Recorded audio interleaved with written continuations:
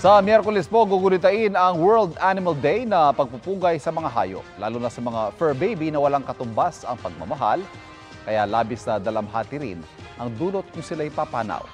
Nakatutok si Mark Salazar. Unconditional love ang pinakawagas daw na uri ng pagmamahal. Para sa fur parent na si Madge Phoenix, ramdam na ramdam niya ito sa kanyang 30 rescued dogs at 6 na rescued at adopted cats. Yung love na you feel for animals, sometimes it's a deeper pa nga than human companions. Kasi with pets, kasi they don't judge you.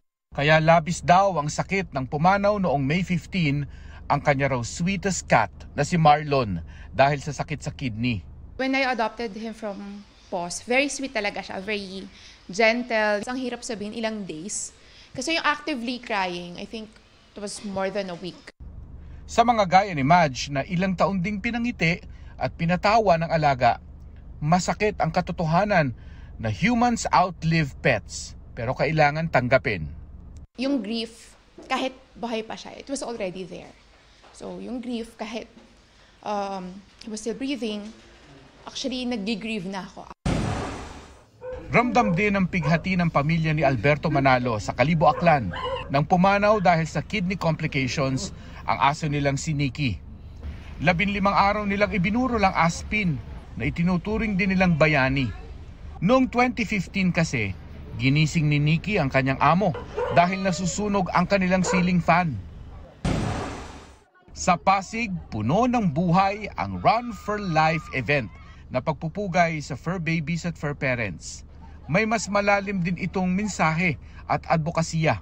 Ginagawa po namin ito yearly as part of our advocacy and information awareness and also fundraiser para po sa mga dog meat trade rescues po ng Animal Kingdom Foundation. Our cause naman is dog blood donors. Dogs can actually donate blood to save other dogs who are in need of blood. Unfortunately, here in the Philippines, we do not have a lot of donors. Kahit wagas na pagmamahal ang sukli ng pagiging pet lover, hindi naman daw ito pilitan. Pero kung hindi mo raw kayang magmahal ng hayop, sana'y wag na lang silang saktan. Para sa GMA Integrated News, Mark Salazar, nakatutok 24 oras.